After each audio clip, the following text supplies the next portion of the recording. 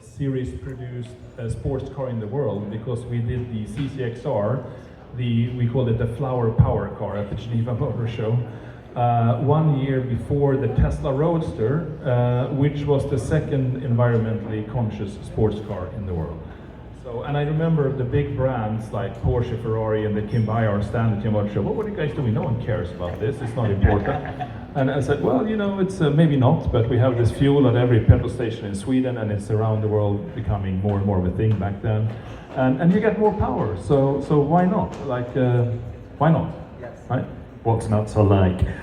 John, collectors increasingly talk about relevance, not just rarity. How does engineering integrity, innovation, and authorship influence what the next generation will value? I mean, I think obviously, you know, I'm a fan of the brand, and I think, you know, when you think of brands, obviously it's the innovation that has always struck us first, whether it was on the cover of Road and Track magazine.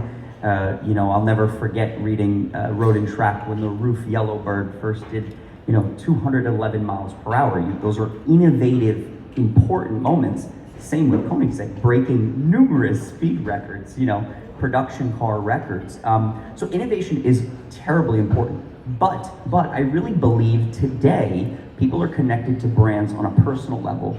I think it's, you know, having a founder that's personable, having, you know, brands that have created these experiences where they can sit and meet with a founder of a brand. And I think that is, you know, I talked about me as being anti-corporate. I think that's part of the problem of some of the bigger corporate brands today, is they don't connect truly to the consumer's passion.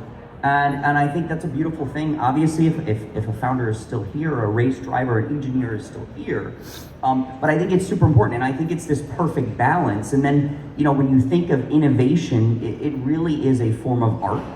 And I think we will look back on time as these cars as art. And gentleman next to me, and, you know, whether it's Marcello Gandini or Ken Okayama, as the artists of our generation, I think, you know, we're looking at either the end of an era or the golden era, whether the last 10 years and the current moment today.